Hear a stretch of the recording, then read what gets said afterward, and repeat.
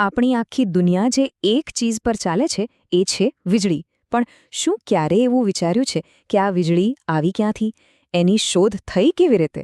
તો ચાલો ને આજે આપણે વીજળીના આ આખા રોમાંચક ઇતિહાસની સફર પર નીકળીએ. તો સીધો સવાલ, વીજળીની શોધ કરી કોણે? જેવું આ પૂછીએ એટલે મનમાં તરત જ કદાચ બેન્જામિન ફ્રેન્કલિન કે પછી નિકોલા ટેસ્લાનું નામ આવી જાય, બરાબર ને? પણ શું આનો જવાબ આટલો સીધો સાધો છે? ના, બિલકુલ નહીં. હકીકત તો એ છે કે વીજળીની શોધ કોઈ એક માણસનું કામ હતું જ નહીં. અરે, આ તો સદીઓ સુધી ચાલેલી એક લાંબી કહાણી છે. એક એવી સફર જેમાં કેટલાય લોકોએ પોતાનો હિસ્સો આપ્યો છે. તો ચાલો આ જબરદસ્ત સફર શરૂ કરીએ અને એ લોકોને મળીએ, એ વૈજ્ઞાનિકોને જેમના કારણે આજે આપણી દુનિયામાં આટલો ઉજાસ છે. આ આખી વૈજ્ઞાનિક સફરને છે ને એક રિલે રેસ જેવી સમજી શકાય, જેમાં એક વૈજ્ઞાનિક પોતાનું કામ પૂરું કરીને બીજાને બેટન આપે અને બીજો ત્યાંથી આગળ દોડે. આપણે આ રેસની શરૂઆત કરીશું વિલિયમ ગિલ્બર્ટથી અને પછી ફ્રેન્કલિન, વોલ્ટા, ફેરાડે અને છેક નિકોલા ટેસ્લા સુધી પહોંચીશું. તો આખી કહાણીની શરૂઆત ક્યાંથી થઈ? વેલ, બધું શરૂ થયું એક નાનકડા પણ બહુ જ પાવરફુલ તણખાથી. શરૂઆત થઈ હતી સ્ટેટિક ઇલેક્ટ્રિસિટીથી. અરે એ જ જે આપણે ક્યારેક શિયાળામાં સ્વેટર ઉતારીએ ને ત્યારે તડતડ અવાજ આવે, કે પછી વાળ ઓળતી વખતે કાંસકા સાથે વાળ ચોંટે. આ જ છે સ્ટેટિક ઇલેક્ટ્રિસિટી. અને જાણીને નવાઈ લાગશે, પણ પ્રાચીન ગ્રીસમાં થેલ્સ ઓફ મિલેટ્સ જેવા ફિલોસોફરે પણ આ વસ્તુ નોંધી હતી. પણ ખાલી આ તણખો જોવાથી શું થાય, એની પાછળનું વિજ્ઞાન કોણ સમજાવશે? તો આ કામનું શ્રેય જાય છે વિલિયમ ગિલ્બર્ટને. 17મી સદીની વાત છે. ગિલ્બર્ટે પહેલીવાર સ્ટેટિક ઇલેક્ટ્રિસિટી પર એકદમ વ્યવસ્થિત રીતે સિસ્ટમથી કામ કરવાનું શરૂ કર્યું અને કહી શકાય કે એમણે જ આ નવા વિજ્ઞાનનો પાયો નાખ્યો. હવે રેસમાં આગળ વધીએ. વારો છે એ વૈજ્ઞાનિકનો જેમનું નામ આપણે બધા જાણીએ છીએ. એમણે આકાશમાં થતી વીજળીના રહસ્યો ખોલી નાખ્યા. જી હા, બેન્જામિન ફ્રેન્કલિન. તો ફ્રેન્કલિનનું સૌથી મોટું કામ શું હતું?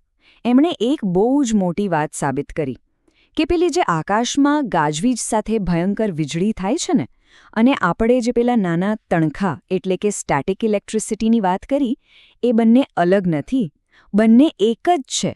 આ એક બહુ મોટી શોધ હતી. ઓકે, તો અત્યાર સુધી આપણે ફક્ત તણખાની વાત કરી, પણ ખાલી તણખાથી તો દુનિયા ચાલે નહીં, બરાબર?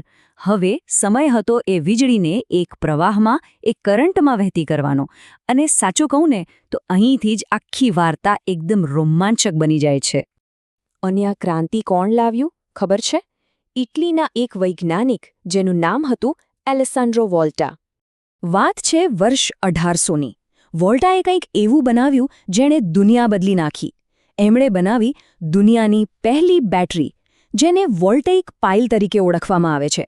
આ એક એવી શોધ હતી જેણે વીજળીના પેલા છૂટાછવાયા તણખાને પકડીને એક સતત વહેતા, કંટ્રોલ કરી શકાય એવા કરંટમાં ફેરવી દીધો. બસ આ જ ક્ષણથી આધુનિક ટેકનોલોજીની ખરી શરૂઆત થઈ એમ કહી શકાય. પણ એમણે આ કર્યું કેવી રીતે? બહુ જ સિમ્પલ આઈડિયા હતો. એમણે તાંબા અને જસત જેવી બે અલગ અલગ ધાતુની ગોળ પ્લેટો લીધી. પછી મીઠાવાળા પાણીમાં પલાળેલા કપડાના ટુકડા લીધા અને બસ એક પછી એક ગોઠવતા ગયા.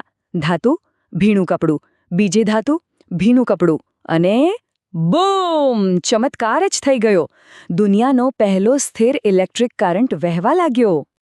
ચલો, હવે આપણી પાસે કરંટ તો આવી ગયો, પણ આ તો નાનકડી બેટરી હતી. આખી દુનિયાને ચલાવવા માટે તો મોટા પાયે વીજળી બનાવવી પડે ને, અને પછી એને ઘરે ઘરે પહોંચાડવી પણ પડે. આ બહુ જ મોટો સવાલ હતો. અને આ મોટા પડકારનો જવાબ જેણે આપ્યો એ હતા એક બીજા મહાન વૈજ્ઞાનિક, માઇકલ ફેરાડે. ફેરાડેના કામથી જ, સાચું કહું તો, ઇલેક્ટ્રિક જનરેટર બનાવવાનો રસ્તો ખુલ્યો. આજે આપણા ઘરમાં જે લાઇટ, પંખો, ટીવી ચાલે છે, એ બધી વીજળી ક્યાંથી આવે છે? મોટા ભાગે એવા જનરેટરમાંથી જ જેનો મૂળ સિદ્ધાંત ફેરાડેએ શોધ્યો હતો. એમણે જે સિદ્ધાંત શોધ્યો એનું નામ છે ઇલેક્ટ્રોમેગ્નેટિક ઇન્ડક્શન. હવે આ નામ થોડું અઘરું લાગે, પણ આઈડિયા એકદમ સરળ છે. એમણે બતાવ્યું કે જો તમે એક વાયરની ગૂંચડી પાસે ચુંબકને ફેરવો તો એ વાયરમાં વીજળી પેદા થાય છે. બસ આટલું જ. અને આ જ સિમ્પલ આઈડિયા પર આજના મોટા મોટા પાવર પ્લાન્ટના જનરેટર કામ કરે છે. ઓકે, તો જનરેટરથી વીજળી તો બની ગઈ, પાવર પ્લાન્ટમાં વીજળી તૈયાર છે, પણ ત્યાંથી સેંકડો કિલોમીટર દૂર આપણા ઘર સુધી એને લાવવી કઈ રીતે? આ સવાલનો જવાબ આપ્યો નિકોલા ટેસ્લાએ. ટેસ્લા એક જબરદસ્ત સિસ્ટમ લઈને આવ્યા, એસી, એટલે કે ઓલ્ટરનેટિંગ કરંટ.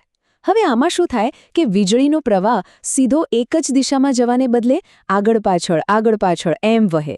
અને આનો ફાયદો શું?